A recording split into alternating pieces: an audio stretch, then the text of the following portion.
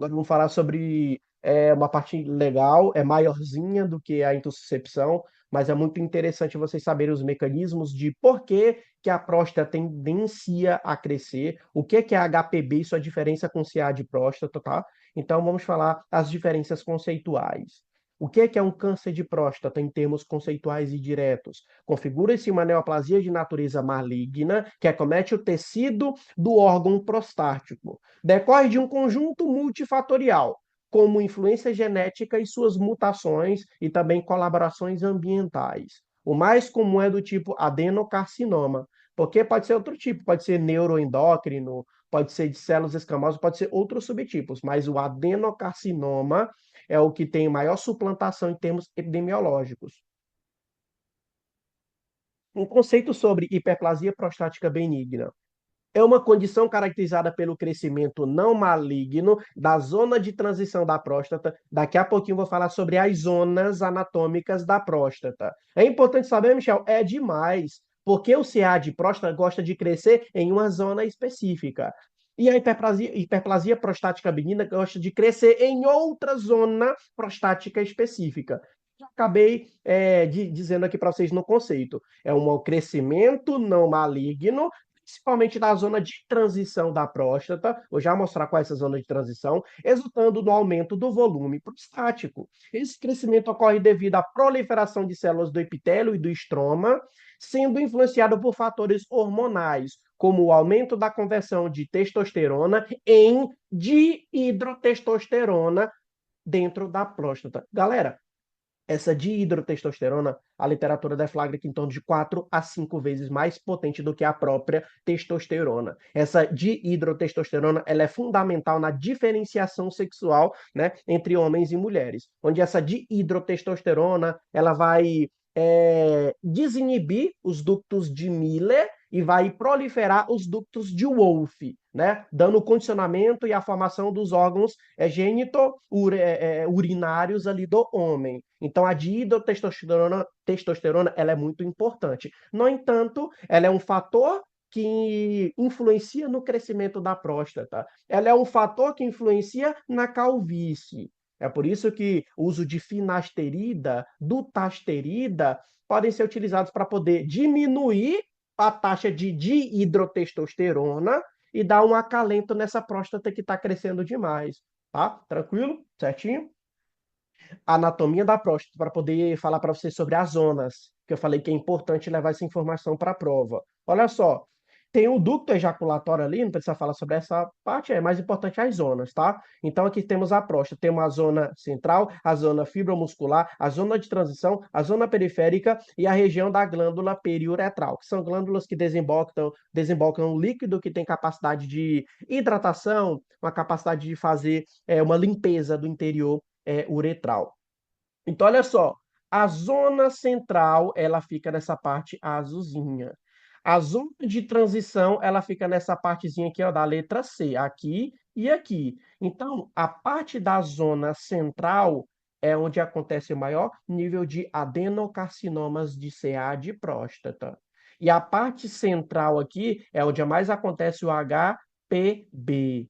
Na zona de transição é a tendência de acontecer mais HPB e na zona central é a tendência de acontecer mais CA de próstata. Levem essa informação para a prova, porque vai vir alguma assertiva que tente manobrear ou fazer o contrário para vocês caírem. Falando que o HPB é mais na central, falsa. Falando que o CA de próstata é mais na transição, falso.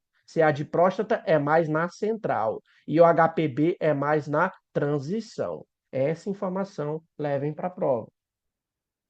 Vamos lá continuar. Agora vamos dar um foco inicial para a hiperplasia prostática benigna. Depois a gente vai falar sobre o CA de próstata. O HPB é um processo de proliferação histológica relacionado à idade e considerada parte do processo de envelhecimento comum do homem. A senescência ou envelhecimento fisiológico, ela tendencia para intensificar o aumento dessa próstata. Então, o crescimento prostático vai acontecer em todos os homens? Sim.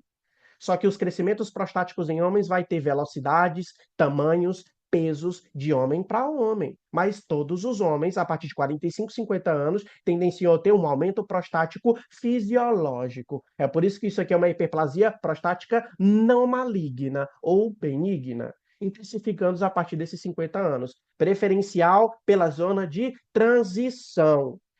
E o tipo do crescimento prostático deve-se a dois grandes mecanismos. O primeiro mecanismo a gente já até falou, a grande influência da dihidrotestosterona, chamada de DHT, é um subproduto da testosterona e tem até 4 a 5 vezes mais poder do que a própria testosterona. Ela influencia no aumento do parênquima da próstata, hiperplasiando a próstata. Segundo ponto, uma sensibilidade a receptores alfa-1 adrenérgicos, aumentando o tônus do músculo liso prostático. Musculatura lisa com tônus mais aumentado tendencia a hipertrofiar também. Então, são as duas grandes influências. Michel, mas eu quero escolher somente um desses dois. Qual que eu levo para a prova? A influência do DHT, que é a dihidrotestosterona, tá bom? O HPB e sua apresentação clínica. O grupo de sintomas chaves que marcam a hiperplasia prostática benigna são quais? Sintomas de natureza obstrutiva e sintomas de natureza irritativa. Quais são os sintomas de natureza obstrutiva? Natureza obstrutiva se subdivide em duas subclasses: sintomas de esvaziamento e sintomas pós-mijo, pós-miccionais. No esvaziamento vem com um jato fraco, porque a hiperplasia, o que passa por dentro da próstata? A uretra prostática, que a gente tem 3 zonas uretrais, e uma delas é a uretra prostática. Se essa próstata está crescendo, crescendo, crescendo, o lúmen da próstata também vai incluindo, vai apertando a uretra. Então, jato fraco, hesitação, ou seja, sente vontade de fazer xixi, mas o xixi não sai. Esforço miccional, bota força para tentar expelir com maior força esse xixi, e gotejamento terminal, ou seja, fez xixi, mas ainda fica gotejando, porque a próstata está apertada demais por conta da hiperplasia, aí vai soltando de pouquinho em pouquinho, gotinha por gotinha. Mesmo depois de urinar com muita dificuldade, ainda fica com esse gotejamento terminal, fica pingando xixi na cueca. Pós-miccionais, após conseguir mijar, tem um tenesmo vesical, que é essa tendência de continuar com vontade de fazer xixi, mas não faz, e gotejamento pós-micção, que também isso influencia muito na qualidade de vida, sente muito incômodo, é complicado, principalmente quando tem-se uma vida relacional. Então, o processo de higienização tem que ser com maior constância, isso não é nada interessante. E os sintomas irritativos, Michel, principalmente de natureza de armazenamento, polaciúria, o aumento da frequência urinária, noctúria, o aumento da frequência urinária durante a noite, incontinência urinária e enurese noturna, ou seja, quer fazer xixi nas calças, certo? Isso não é interessante, isso afeta a qualidade de vida, principalmente tem uma conjuntura psicológica envolvida aqui. Tá? Então, se pegar um paciente idoso no postinho de saúde, na atenção primária, tem que fazer um direcionamento para pedir exames e solicitar o encaminhamento para a urologia e também um acompanhamento psicológico, caso isso esteja interferindo na sua qualidade de vida. Tá? Quais são as complicações que o HPB podem levar? Dor com necessidade de drenagem vesical, onde eu posso fazer uma sonda vesical de alívio ou de demora, dependendo da gravidade desses sintomas obstrutivos. Obstrução uretral. Aí eu vou falar para vocês, galera, tem 2 rins lá em cima, tem os ureteres que desembocam dentro da bexiga. A bexiga vai começar a desembocar na uretra até a saída do corpo. Então, o que vai acontecer? Se você tem um ponto de obstrução lá na frente, o que vai acontecer com o xixi daqui, da obstrução, da HPB para trás? Você vai fazer o quê? Retrógrada. Então, a urina vai ser retrógrada no ureté, bexiga, ureté, e pode fazer uma hidronefrose lá em cima. Hidronefrose, fazendo uma estase urinária, e hiperproliferação bacteriana pode levar a pielonefrite, pode gerar aitos altas, que são piores, certo? Então não é nada interessante. Outra coisa que pode acontecer, se tem estase, hidronefrose, você está aumentando o poder de trabalho do rim, o que pode acontecer? Uma IRA, insuficiência renal aguda pós-renal. Por que pós-renal? Porque é uma obstrução que aconteceu depois do rim. Não foi dentro do rim para dizer que é intrarrenal. Não foi antes do rim para dizer que é pré-renal. Ela é uma ira pós-renal. Uma ito de repetição, litíase vesical. Estase de urina faz hiperproliferação e o acúmulo dos cristais, levando à formação de cálculos. Hematúria pode acontecer? Pode. E uremia pode acontecer? Pode. O rim está em alto poder de trabalho, e a taxa de uremia sanguínea também vai aumentar, porque está extasiando, está sofrendo processo de drenagem e a ureia está começando a cair na corrente sanguínea, podendo fazer uremia. Então, existem complicações. Então, o HPB ele deve ser rapidamente identificado. Não é tão difícil identificar isso com a clínica do paciente, com a idade, não é? E o manejo também é bem tranquilo, que a gente vai já fazer falar. O HPB, pessoal, vamos falar um pouco sobre o exame físico rápido. O exame físico na suspeita de HPB consiste em quê? Avaliação abdominal. Esse paciente pode estar com bexigoma, um acúmulo muito grande de urina na bexiga. Você vai sentir, ele vai ficar sentindo uma dor. Doutor, tô com muita vontade de fazer xixi, mas eu não consigo. E você vai notar aquele abalamento na zona pélvica, aqui na testa pélvica, tá?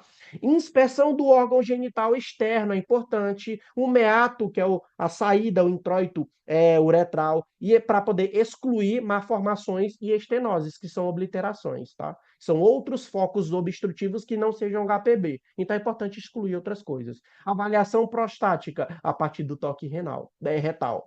O que pode se avaliar com um toque retal, galera? O volume, a consistência e a presença de nodulações.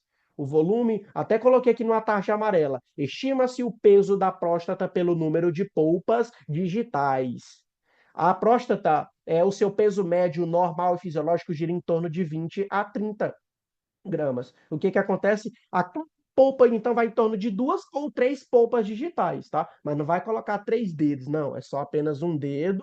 Vai verificar e vai medir 1, 2, 3 polpas, beleza. Aí, se você sentir 4 polpas, 5 polpas, opa, 40 gramas, 50 gramas, 60 gramas, já está com um peso prostático muito elevado. Se você tiver uma alteração a nível de toque retal, já tem-se uma conduta determinada, que já que eu vou mostrar um fluxograma para vocês, certo? Importante. A consistência ali da próstata é mais ou menos a pontinha do nariz, e o volume estima-se pelas polpas digitais. E presença de nodulações, enrijecimento, isso pode ser indicativo de probabilidade de câncer. Tranquilo? Galera, ficou travando o áudio, alguma coisa? Que apareceu aqui para mim instabilidade da internet. Vocês podem me confirmar se travou, se está tranquilo, está dando de ouvir, beleza? Pode continuar? Sim ou não?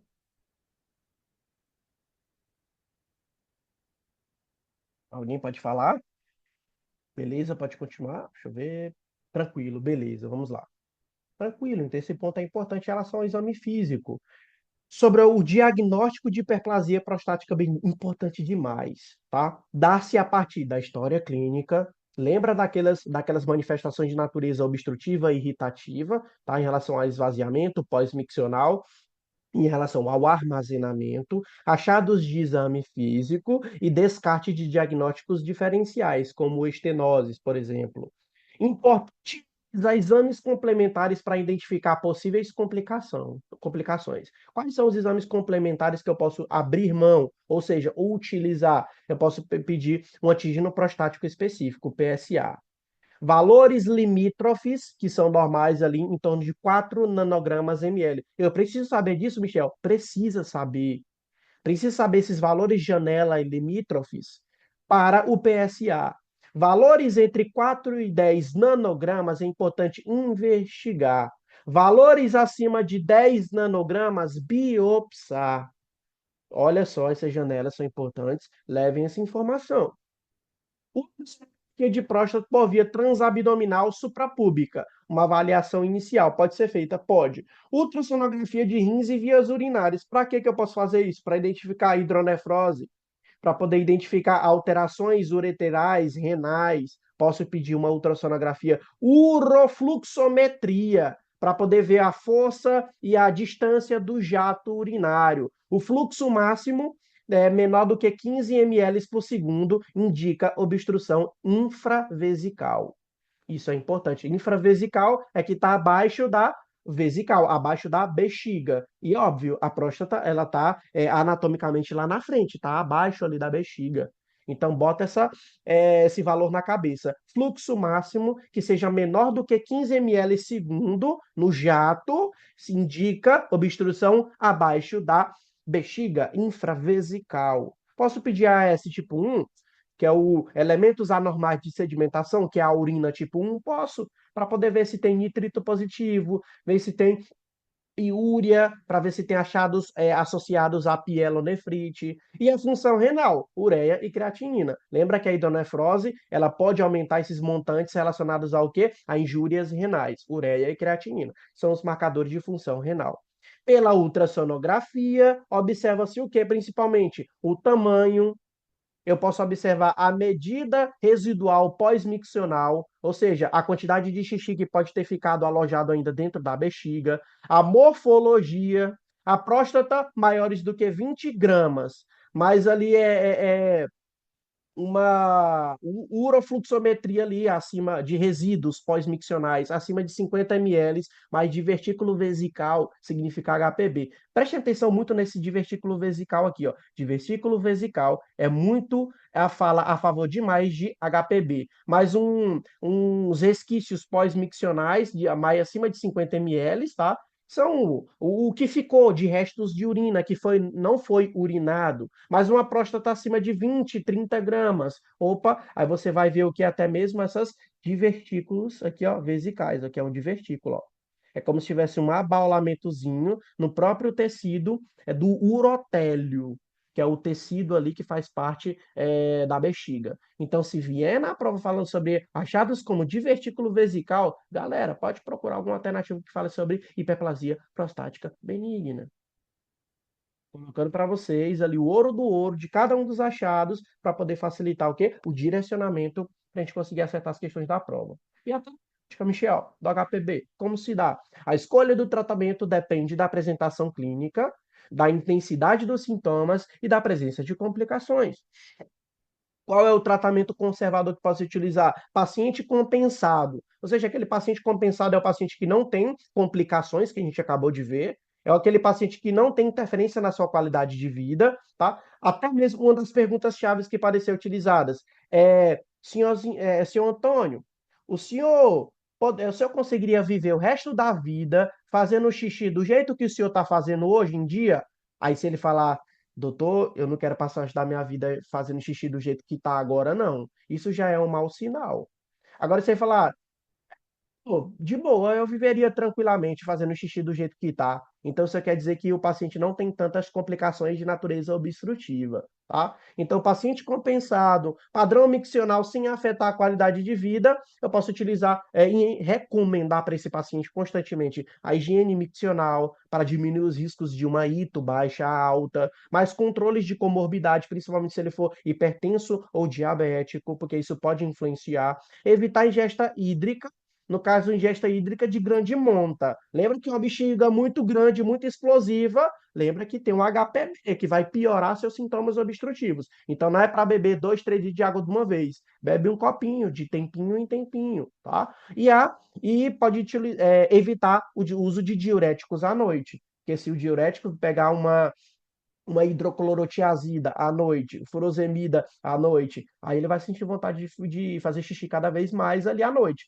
Aí tem a noctúria, tem a enurese noturna, que vimos como um dos quadros clínicos associados ao HPB. Vai piorar, vai fazer xixi nas calças, vai aumentar a frequência urinária à noite, isso interfere na qualidade do sono e diretamente na qualidade de vida, tá? Agora a gente tem interferência farmacológica. O que pode se utilizar? Alfa-bloqueador como a tansulosina ou a doxazosina. A tansulosina ela é muito utilizada, tá? Qual é a função da tansulosina? Se eu não me engano, é 4 miligramas quilo, isso. A função da tansulosina, ela é um alfa-bloqueador. Como ela faz um bloqueio alfa-adrenérgico, ela vai meio que vai dilatar, vai diminuir o tônus da musculatura lisa. Como a diminui o tônus da musculatura lisa, a musculatura lisa fica mais frouxa, fica mais fácil de passar o conteúdo miccional ali dentro, vai facilitar a micção desse paciente, tá bom?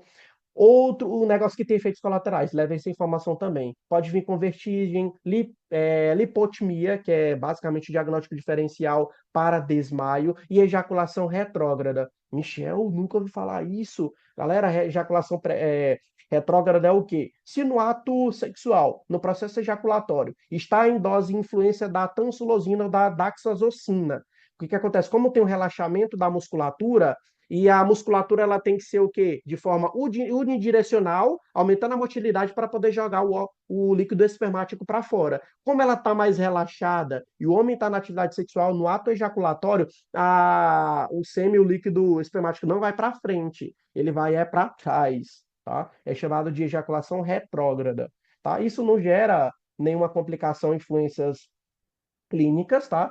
Mas, para, por exemplo, o homem que quer engravidar, né, com sua esposa, isso pode gerar alguns efeitos, tá? Qual outra natureza farmacológica que é utilizada? Lembra hidrotestosterona, o DHT que falamos lá no comecinho, que é um dos grandes influenciadores do aumento prostático benigno? Eu posso utilizar o chamado inibidores 5-alfa-redutase. Por que que eu falo inibidor 5-alfa-redutase? Pegando aqui meu pincel, a 5-alfa-redutase, galera, é o grande conversor da testosterona na dihidrotestosterona. Então, é o 5-alfa-redutase que faz essa conversão e catálise. Se você pegar um inibidor natural que é a fina ou adusta, o que que vai acontecer? Você vai inibir o catalisador e você vai parar de produzir dihidrotestosterona. A dihidrotestosterona diminuída vai o quê? Influenciar unicamente no crescimento da próstata, fazendo com que essa próstata tendencie a não crescer mais. Aí o importante demais, que é um dos grandes pega de provas. O paciente que faz um uso de inibidor de 5-alfa, que é a finasterida ou a tutasterida, tem um grande efeito. Primeiro, atrofia glandular para diminuir essa hiperplasia, que é o que é importante, o efeito farmacológico esperado, mas também ela diminui os níveis de PSA em até 50%. Então, se esse paciente está com PSA de 4, nossa, tá normal, é limítrofe, beleza. Mas na verdade esse paciente está com PSA de 8. Então, no cálculo, tem que dobrar a quantidade na hora de fazer o cálculo, tá bom? Importante demais essa consideração. Um paciente com 4 nanogramas desse litro teve uma redução de 50% pelo uso da finasterida ou do tasterida. Na verdade, não é 4, é 8. Esse paciente com 8 já tem indicativo de outra investigação, principalmente para condições malignas. Beleza? Tranquilo? Se ele vier com 6, aí na verdade ele está com 12. Então é importante saber sobre esse dado. Beleza? Você gosta de pegar demais a galera em provas. Então, paciente com HPB em uso de inibidores 5-alfa, dobrar o valor do PSA na interpretação. Coloquei a tarjazinha vermelha para dar um sinal de alerta para vocês. O padrão ouro é a terapia combinada das duas classes farmacológicas. Pegar um alfa-bloqueador para poder melhorar os sintomas obstrutivos e os sintomas irritativos, e o inibidor 5-alfa para poder reduzir o tamanho da próstata. Esse cara aqui não ajuda a reduzir o tamanho da próstata. Esse cara aqui ajuda a reduzir o tamanho da próstata. Tranquilo? Então, o padrão Gold é a utilização dual dos medicamentos. Viu? É isso que eu vou trazer para vocês sobre HPB. Ainda continuando aqui a parte do tratamento, a escolha do tratamento depende da apresentação clínica, intensidade dos sintomas e presença de complicação. A gente repetiu isso no slide anterior. Mas também tem tratamentos mais invasivos, tá? Que é um tratamento endoscópico, principalmente quando essa próstata está muito grande, muito pesada, mas ela está abaixo de 80 gramas. Pode fazer uma ressecção transuretral de próstata, que é o RTUP. É a ressecção transuretral de próstata para poder tirar uma parte dessa próstata que está hiperplasiada. E também, no caso, um evento cirúrgico, quando essa próstata está muito pesada, já está dando quase 3 vezes acima ou 3 vezes acima do seu limite máximo de peso, mais de 80 gramas. Pode fazer uma prostatectomia transvesical, tá? Através ali, vesicalmente falando. Então, isso aqui gosta de cair em provas? Não muito. mas essa informação é boa principalmente quando é aquelas assertivas. 1, 2, 3, 4, 5. Tá? Fazer uma endoscopia para fazer uma ressecção transuretral de próstata quando é menor que 80 gramas e fazer um ato cirúrgico com prostatectomia transversal, que é o PTV, quando essa próstata está acima de 80 gramas. Mas o tratamento conservador, que mais gosta de cair em provas, é isso aqui, ó. Que é a parte conservadora, farmacológica, não cirúrgica. Mas para eventos cirúrgicos, quando a próstata está muito grande, ainda menor que 80, faz a ressecção transuretral. Se for maior do que 80, faz a prostatectomia transversal. Show?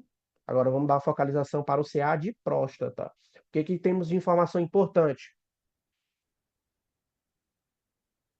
Segunda maior causa de morte por câncer em homens no Brasil. Por câncer, não é a segunda maior causa geral. Quando o termo é câncer, a segunda maior causa de morte é de CA de próstata em homens. Mais de 95% dos tumores de próstata são adenocarcinomas. A gente até falou no comecinho lá do slide sobre esse tema. Em mais de 70% dos casos, a zona periférica é a mais afetada. É só uma correçãozinha, só uma correçãozinha é que eu estava fazendo umas leituras sobre a zona central e acabou ficando a zona central na minha cabeça.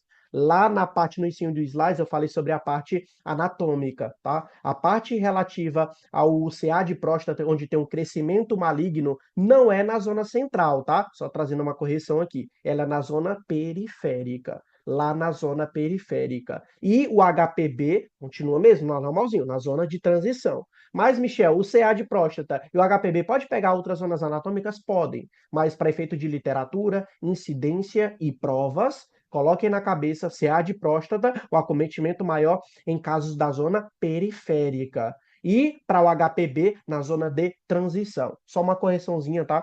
Eu acabei confundindo, mas graças a Deus a gente corrigiu aqui ainda em aula, tá?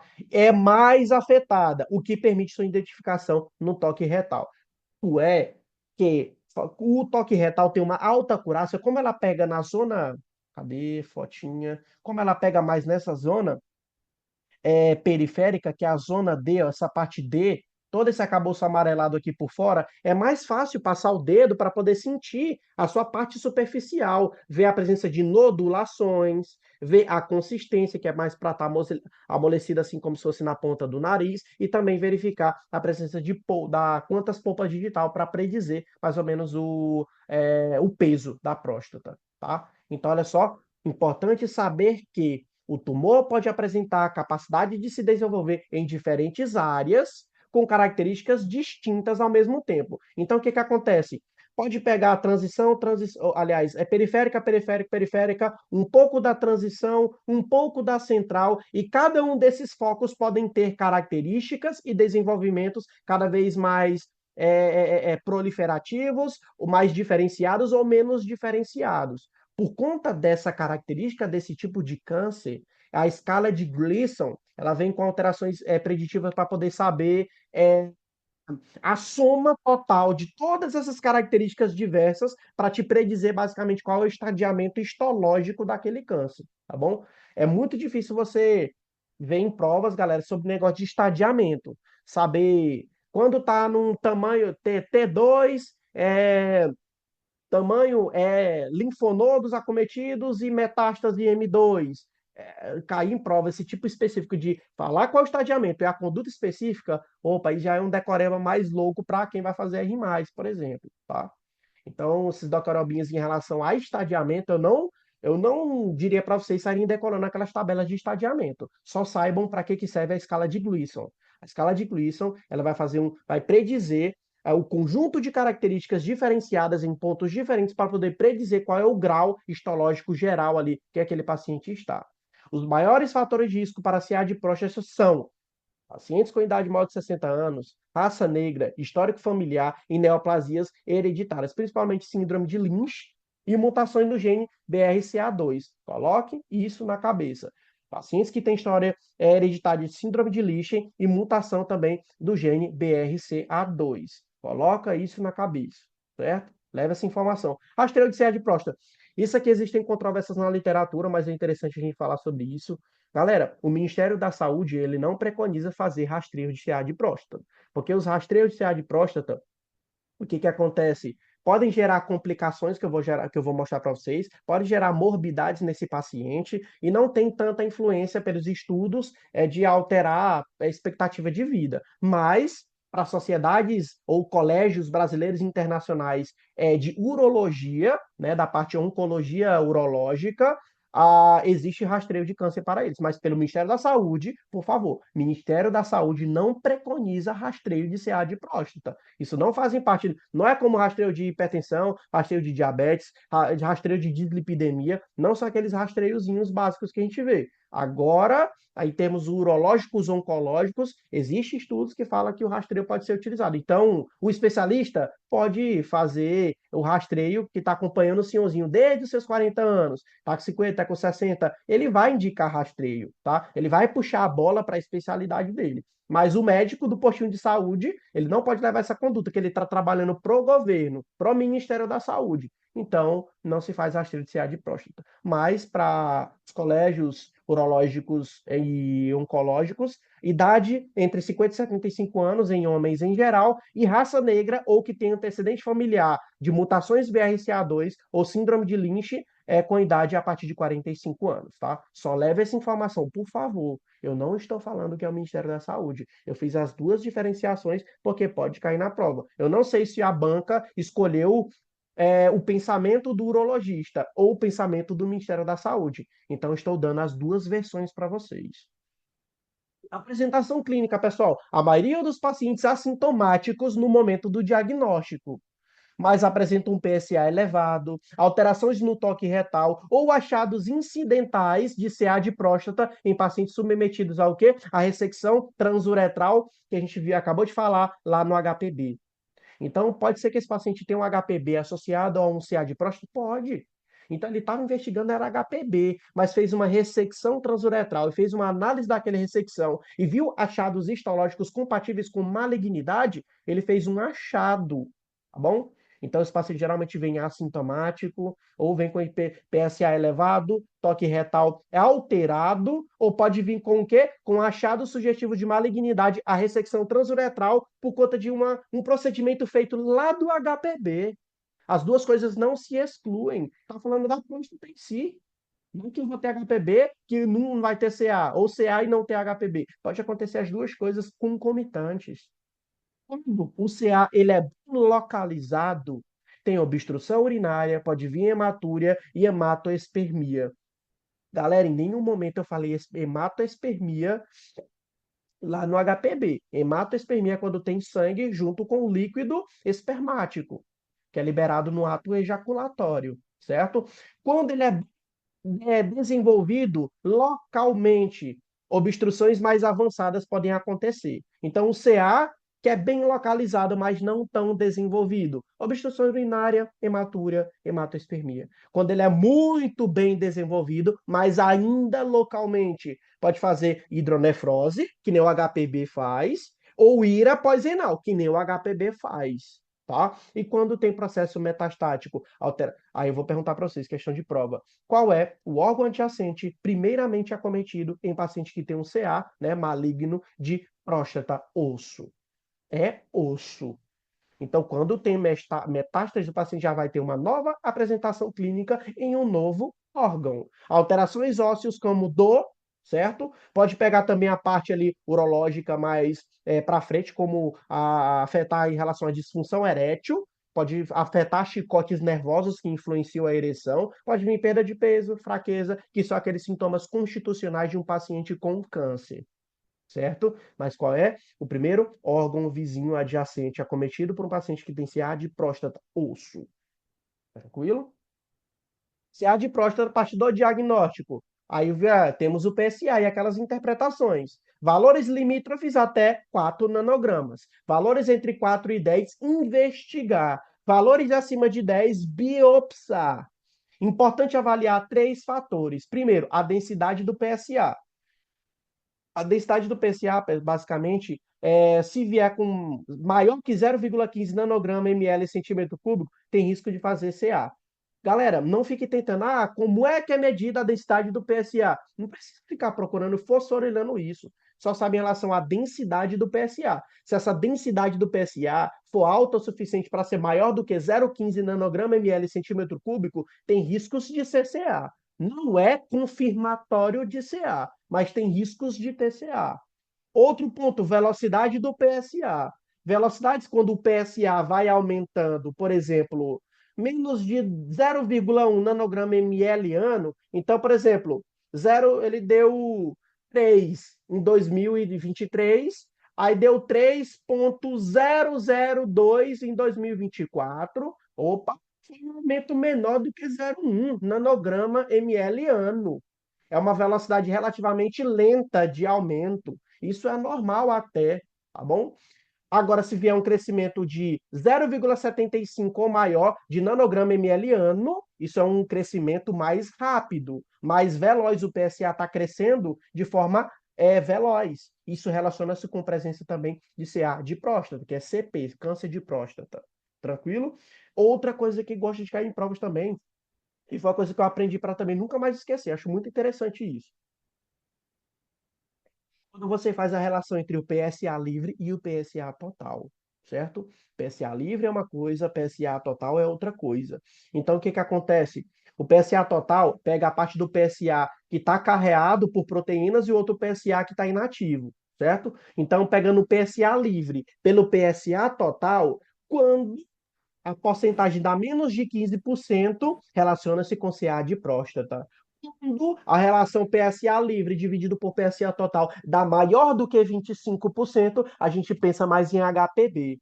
Então, se der maior do que 25%, pense mais em possibilidade de HPB. Se a relação der menor do que 15%, pense mais na possibilidade de câncer. Tranquilo?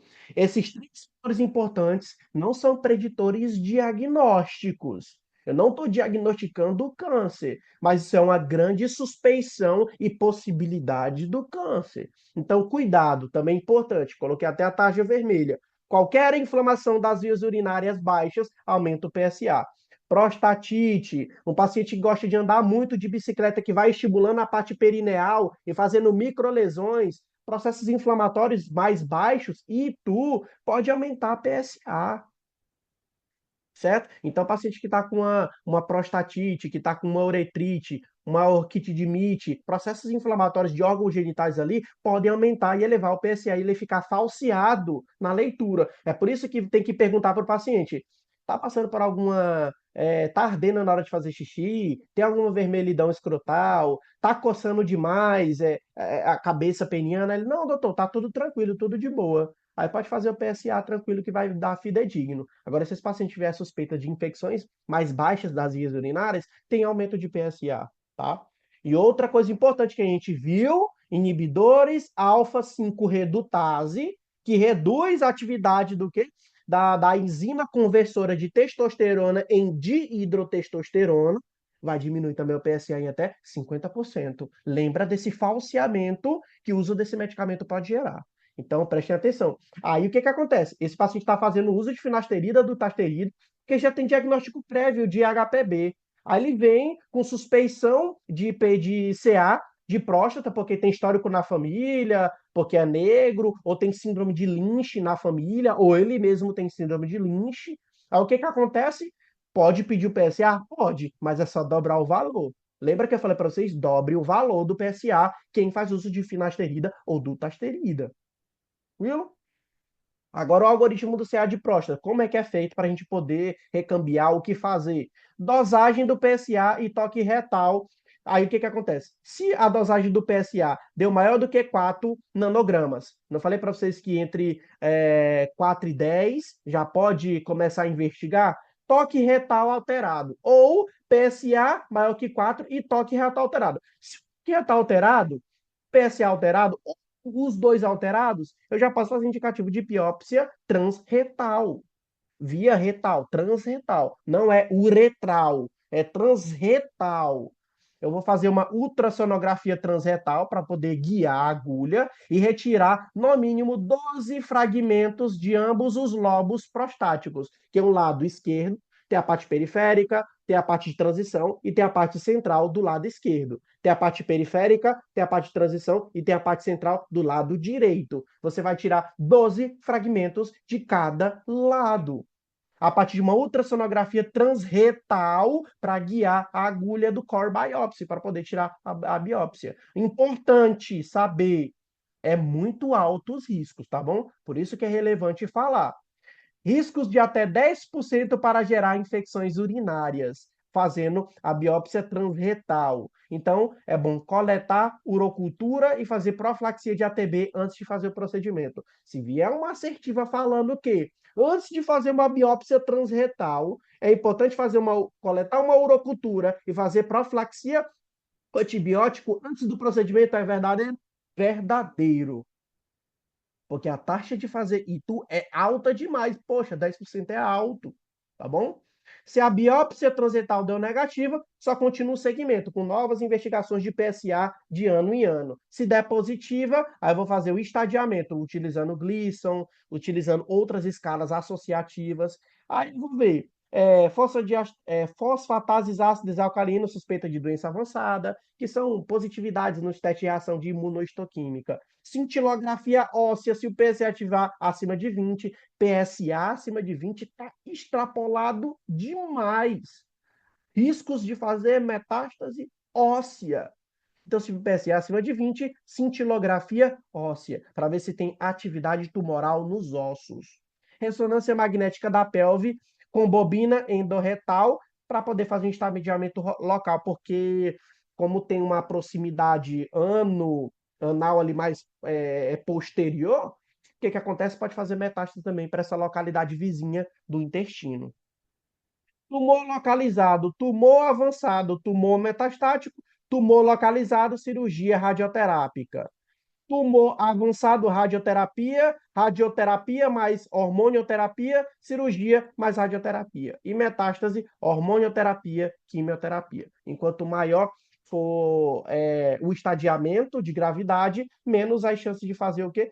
Em situações metastáticas, falar sobre cura é complicado. Tá? Então, processo metastático instalado, a utilização de radioquímio ou imunoterapia, hormonioterapia, é só para poder o quê? Lentificar a progressão da doença e dar um pouco mais de vida para esse paciente. Lembrando que, pessoal, os protocolos de oncologia não servem para poder prolongar a vida e o sofrimento desse paciente, mas também a visão geral para poder o quê? Fazer com que aquele câncer tenha menos complicações clínicas e esse paciente morra sem qualidade de vida. Tá?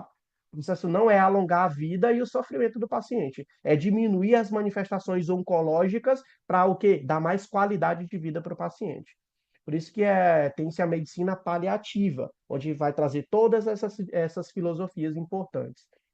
Terapêutica do CA de próstata, a gente acabou de ver, mas de forma um pouco mais detalhada, o tratamento depende de vários critérios.